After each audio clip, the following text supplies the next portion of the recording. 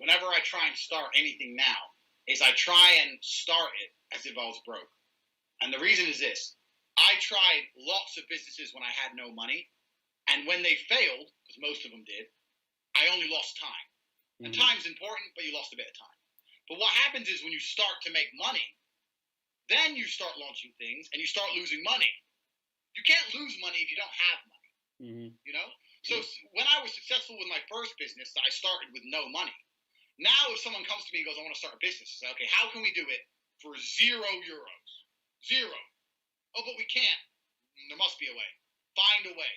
Or as little as possible. And the way I do that because I believe many good ideas will find a way to float themselves. If I start a coffee shop, and it's going to be a successful coffee shop, and I start it on bare minimum money, after a month, I should have made enough money to pay for the rent. Sure. If I start a coffee shop, but I need to put in 100,000 to keep it open, then what am I doing?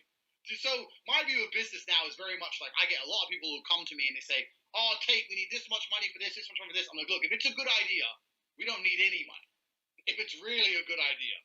Or fair enough, you might have to rent a premises or something. But you know where I'm coming from. I think a lot of people, especially, I think business is not dangerous when you're broke because you have nothing to lose.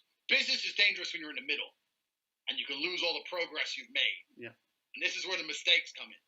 So, I mean, I'm not super wealthy or anything, but now I'm at a point where I try and say, yeah, I'll start anything, but I'm super reluctant to put my money into something. I'll try hard, you know, or I'll do just enough of what it takes. I've done crazy things, bro. I've started new limited companies to get leases, knowing that if I don't make money in the first month, I'm just going to skank on the lease and let the whole company go under. And I think like that. I think, you know what? I'll get this premise as a 3-year lease. I'll pay 1 month.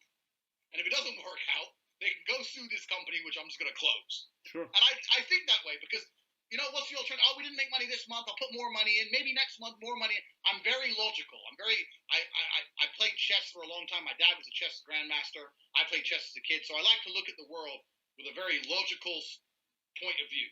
What's the best move to make? Yeah. If after a month we have not made a penny, then you know what? Maybe I should try somewhere else. So I think that's the biggest thing people need to do. You need to dedicate your time and stuff, but a lot of people seem to think you need all this money to start a business, and especially on the internet, you need very little on the internet. Yeah. If you're going to do an online business, you really don't need much. You know, you may have to learn some things yourself, you know, or you might have to find a student who hasn't got much money who'll do it cheap, but there's always a way.